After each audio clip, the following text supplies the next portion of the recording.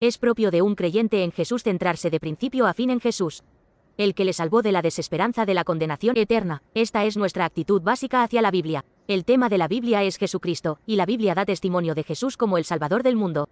Pero la dificultad para los creyentes en los últimos días es que hay muchos maestros en la iglesia, y todos dicen que lo que enseñan es correcto. Y todos dicen que lo que yo digo es correcto. Así que si escuchas a este, parece ser correcto, y si escuchas a ese, parece ser correcto, y si escuchas a ese, parece ser correcto, y así puede haber confusión y dificultad.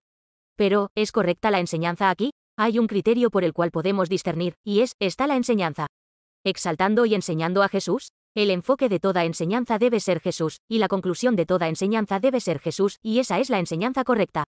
De lo contrario, cualquier enseñanza que pretenda exaltar a Jesús, pero que luego exalte disimuladamente a alguna gran persona o individuo, es una secta. Así que necesitamos mantener toda nuestra atención en Jesús. Cuando el foco de nuestra vida y fe está en Jesús, que vino en carne hace 2000 años, esa es la enseñanza correcta. Pero en el momento en que esa enseñanza se mueve de Jesús a otra cosa, ya ha sido corrompida.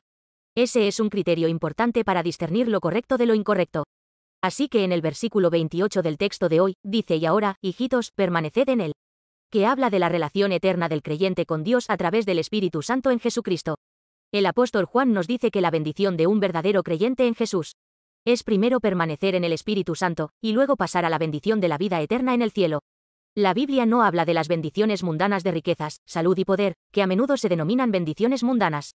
Estas bendiciones mundanas no son dignas de comparación con las bendiciones de la vida eterna en el cielo. Porque ¿cómo podemos comparar las pequeñas bendiciones que disfrutamos aquí en la tierra, que son breves y pasan en un abrir y cerrar de ojos, con las bendiciones que disfrutaremos para siempre en el cielo? En otras palabras, ¿por qué Jesús en el cielo tuvo que tomar carne como nosotros, venir al mundo y morir? Deberíamos pensar profundamente en esto. Hay mucha gente en el mundo que tiene todo tipo de creencias chamánicas. Pero nosotros no creemos en Jesús solo para poder gritar fuerte en la tierra, comer bien y vivir bien. Jesús no murió en la cruz por las bendiciones de este pequeño mundo. Jesús vino a salvar a los seres humanos que habían sido condenados a morir para siempre en sus pecados, cerrando las puertas del cielo y sin dejar camino a Dios. En otras palabras, Jesús no murió en la cruz para resolver nuestro problema de comer bien y vivir bien en la tierra, como el chamanismo, sino para resolver nuestro problema de pecado y abrir el camino para vivir bien para siempre.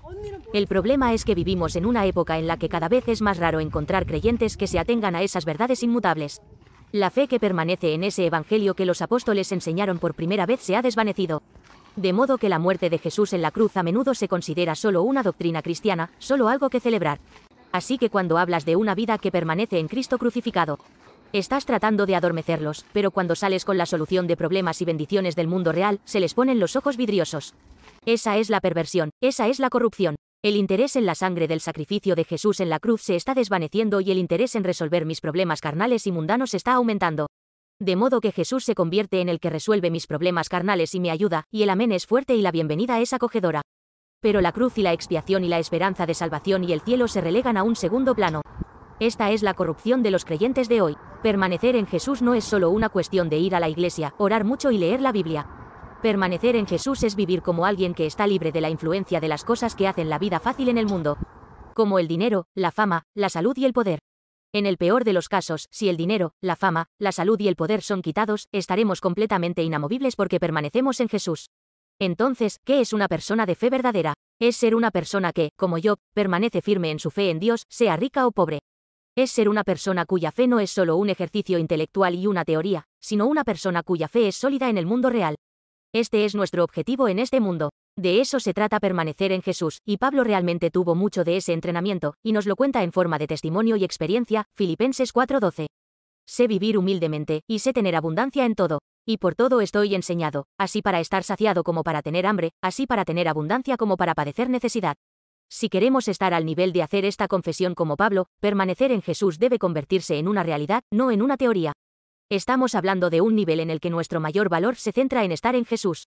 Incluso en medio de los extremos de la riqueza y la pobreza, del cielo y del infierno, para que podamos superar las ardientes pruebas del final de los tiempos con granos de trigo. Si no hacemos de estar en Jesús nuestro valor más alto, entonces cuando nuestro dinero se acaba, nuestra salud se acaba, nuestra reputación se acaba, nuestra fuerza se acaba, viene la desesperación y nos desmoronamos y caemos en el desánimo, la incredulidad y la queja. Entonces, ¿qué necesitamos hacer para que permanecer en Jesús sea el centro de nuestra vida y de nuestra fe? En primer lugar, necesitamos permanecer en la verdad correcta del Evangelio que escuchamos de los apóstoles desde el principio. En el versículo 24 del texto, dice lo que habéis oído desde el principio, permanezca en vosotros. Si lo que habéis oído desde el principio permanece en vosotros, también vosotros permaneceréis en el Hijo y en el Padre. Permanezca en vosotros lo que habéis oído desde el principio. Aquí, desde el principio es la palabra griega arche, que significa fundamental, original. Entonces, ¿qué era lo fundamental que oían los miembros de la iglesia primitiva? En pocas palabras, se refiere a las cosas de la palabra que son esenciales para la vida eterna. Específicamente, veamos primero las palabras de 1 Juan 1, 2 y 3, que se refieren al principio 1 Juan 2, 7, hermanos, no os escribo mandamiento nuevo, sino el mandamiento antiguo que habéis tenido desde el principio. Este mandamiento antiguo es la palabra que habéis oído desde el principio. ¿El mandamiento antiguo que tenéis desde el principio? Los 10 mandamientos del Antiguo Testamento. Y luego está el mandamiento nuevo que Jesús dio, Juan 13:34, un mandamiento nuevo os doy, que os améis unos a otros. Que también os améis unos a otros, así que pueden ver que el mandamiento nuevo y el mandamiento viejo no son diferentes, son la misma cosa. En otras palabras, ama a Dios y ama a tu prójimo. Así, en 1 Juan 3:11, dice porque este es el mensaje que habéis oído desde el principio.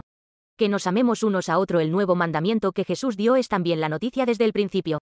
También, en 1 Juan 1:5, este es el mensaje que hemos oído de él, y os anunciamos: Dios es luz, y no hay ningunas tinieblas en él. Así que, oído desde el principio se refiere al mandamiento antiguo, que es el pacto de que si amas a Dios y amas a tu prójimo, Dios te bendecirá. En segundo lugar, oído desde el principio se refiere al mandamiento nuevo que Jesús dio, que es amarnos unos a otros. Juan 13:34, un mandamiento nuevo os doy, que os améis unos a otros como yo os he amado, que también os améis unos a otros. Tercero, lo que hemos oído desde el principio es el Evangelio de la crucifixión y resurrección, que cuando creo en Jesús como mi Señor y Salvador, que murió en la cruz, quitando mis pecados, todos mis pecados son perdonados y soy hecho justo.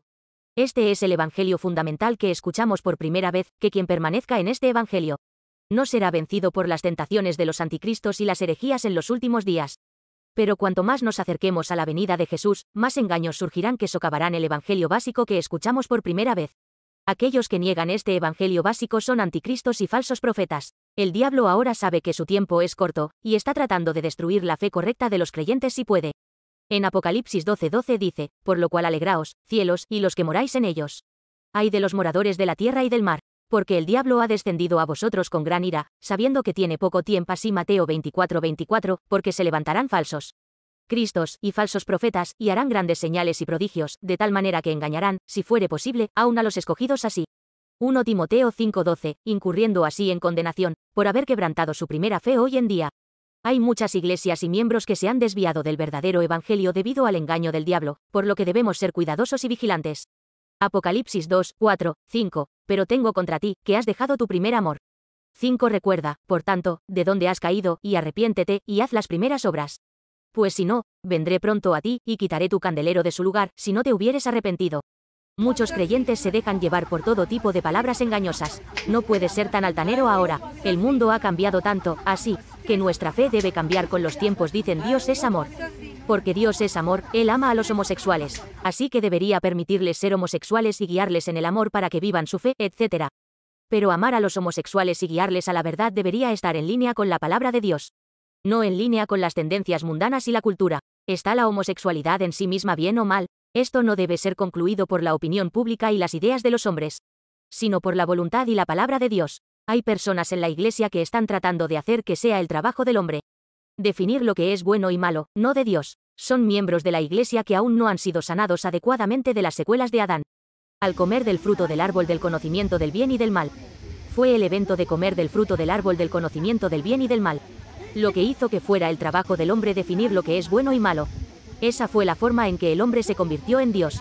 El diablo los había tentado con la serpiente, dejándolo claro. ¿Qué le dijo la serpiente a Eva? Génesis 3:5. Sino que sabe Dios que el día que comáis de él, serán abiertos vuestros ojos y seréis como Dios, sabiendo el bien y el mal. La serpiente está diciendo que el hombre tiene el conocimiento inherente para definir el bien y el mal, como lo hace Dios, y que el acto de hacerlo es la manera de ser como Dios. Por lo tanto, la reinterpretación y redefinición por parte del hombre de lo que Dios ha establecido claramente es el acto mismo de rebelión, de llegar a ser como Dios y definir el bien y el mal para sí mismo. Por eso el hombre cayó en el pecado, murió y fue destruido. Es una gran ignorancia e ironía que haya en la iglesia quienes están decididos a repetir esa muerte y destrucción, y sin embargo, no saben lo que están haciendo, por lo que sus ojos están completamente cerrados. 2. En segundo lugar, así que hay muchas cosas en este mundo que nos engañan de nuestras creencias correctas. Así que en el verso 26 de nuestro texto, dice, os he escrito esto sobre los que os engañan. El apóstol Juan dijo que los que creyeron y siguieron una mentira, y finalmente abandonaron al Dios de la verdad y a su pueblo, eran anticristos, para que los santos restantes en la Iglesia puedan permanecer en la verdad y disfrutar de la vida eterna en el Hijo y en el Padre, para que puedan saludar al Señor con denuedo en su venida. Satanás trata de engañar a la Iglesia, columna y fundamento de la verdad, con muchas mentiras. El diablo es el padre de la mentira, y es un experto cuando se trata de mentir. En Juan 8:44, leemos: vosotros sois de vuestro padre el diablo, y los deseos de vuestro padre queréis hacer. Él ha sido homicida desde el principio, y no ha permanecido en la verdad, porque no hay verdad en él. Cuando habla mentira, de suyo habla porque es mentiroso, y padre de mentira. Entonces, ¿cómo podemos discernir las mentiras del diablo? El apóstol Juan nos da dos medidas para discernir la verdad. En primer lugar, una mentira es cualquier forma de distorsión y oposición a la palabra de Dios, que es lo que hemos oído desde el principio. En el versículo 24, dice: permanezca en vosotros lo que habéis oído desde el principio. Y si permanece en vosotros lo que habéis oído desde el principio, permanecéis en el Hijo y en el Padre. Pero los que se desvían de la verdad no tienen en ellos lo que han oído desde el principio. En segundo lugar, una mentira rechaza el testimonio interior, la unción por la que el Espíritu Santo habla a través de las Escrituras. En el versículo 27 de nuestro texto, leemos: y la unción que habéis recibido del Señor permanece en vosotros y no tenéis necesidad de que nadie os enseñe, sino que su unción os enseña todas las cosas, y es verdadera, y no es mentira. Mas permaneced en el Señor, así como Él os ha enseñado. Pero los engañados son los que no tienen la unción y la iluminación del Espíritu Santo. Por eso, si eres seguidor de Jesús, debes esforzarte siempre por permanecer en la enseñanza del Espíritu Santo y en la verdad, porque a través de Él tienes la vida eterna con Dios Padre. Por eso, cada momento es una batalla espiritual para aferrarte a la verdad. El apóstol Pablo nos mandó: vestíos de toda la armadura de Dios, para que podáis estar firmes contra las asechanzas del diablo, en todas sus artimañas engañosas. Efesios 6:11. El diablo miente sobre verdades importantes de la Biblia. La Biblia dice: Génesis 1:1: en el principio creó Dios los cielos y la tierra. Pero el diablo lo contradice y afirma que todo surgió por sí mismo. En otras palabras, Dios dice que el universo fue creado, y el diablo dice que evolucionó por sí solo. El creacionismo dice que todo fue creado según el plan de Dios y con el propósito de mostrar la gloria del Creador. El evolucionismo afirma que todo evolucionó por casualidad y sin propósito, siguiendo el principio de la supervivencia del más apto. El creacionismo reconoce a Dios y el evolucionismo lo niega. El diablo también engaña a la gente con mentiras que niegan a Dios el Creador, seguidas de mentiras que niegan el orden de la creación de Dios. Cuando Dios creó todas las cosas, dijo que en el sexto día creó al hombre, varón y mujer. Sin embargo, para los que ven el mundo desde una perspectiva evolucionista, la definición de hombre y mujer es ambigua y complicada. En Alemania se ha aprobado una ley que hace legal la autodeterminación de 4 géneros.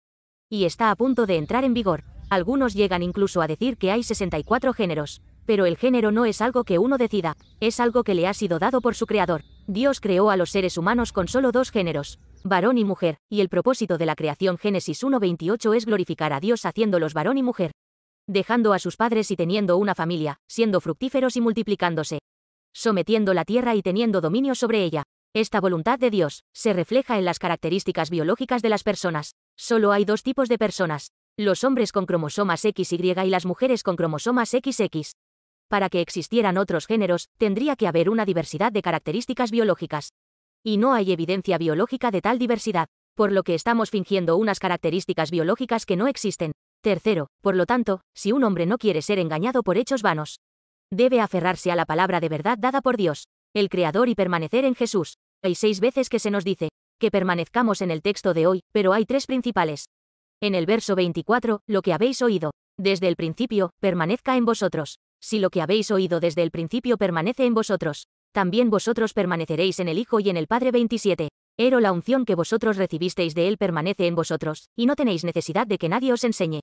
Así como la unción misma os enseña todas las cosas, y es verdadera, y no es mentira, según ella os ha enseñado, permaneced en Él. 27. Permanezcan en el Señor. En otras palabras, permanezcan en la palabra. Permaneced en el Espíritu Santo. Y luego da la razón de ello en el versículo 25, y esta es la promesa que Él nos hizo, la vida eterna. 27.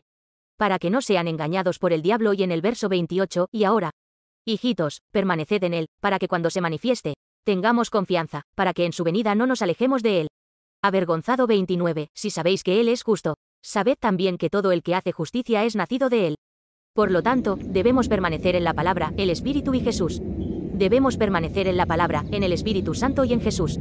Porque es en ellos donde disfrutamos de la gracia de la vida y, al mismo tiempo, cuando permanecemos en la palabra, no caemos presa de los valores distorsionados del mundo, ni del engaño del diablo, Satanás y, además, es así como cumplimos la obra de la vida, viviendo rectamente como pueblo de Dios y, al final, cuando estemos ante el Señor, seremos alabados por un trabajo bien hecho.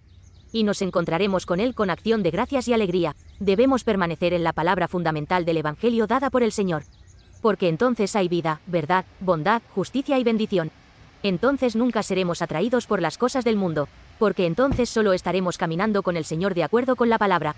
Por lo tanto, que podamos correr en el camino verdadero de la vida, el camino de la verdad y el camino de la bendición en la palabra, para que podamos llegar al reino de la vida eterna. Y además, debemos permanecer en él, de acuerdo con la unción del Espíritu Santo dentro de nosotros. El Espíritu Santo es el Espíritu de Dios, y Él conoce todas las cosas.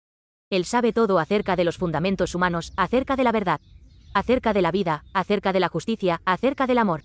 Así que cuando tú estás lleno del Espíritu Santo, tú sabes todas estas cosas, y tú caminas en el camino de la vida, en el camino de la verdad, en el camino de la gracia. Cuando tú estás lleno del Espíritu Santo, tú adoras, oremos, cantemos, sirvamos, hagamos el bien. No hay razón para hacerlo, simplemente sucede, es lo que queremos hacer, es lo que nos hace felices. Nos alegra, nos da gozo, nos da paz. Así que busquemos siempre la llenura del Espíritu Santo, para ser la esposa ungida de Cristo. De eso se trata caminar con Jesús, de eso se trata permanecer en Jesús, y si vamos a ser victoriosos en el mundo distorsionado y caótico de hoy, debemos permanecer en la palabra de Dios, en el Espíritu Santo y en Jesús. Que pensemos, hablemos, juzguemos y actuemos de esa manera, para que vivamos una vida que refleje la gloria del Señor, y que seamos bendecidos para entrar en el reino de los cielos, en el nombre de Jesús.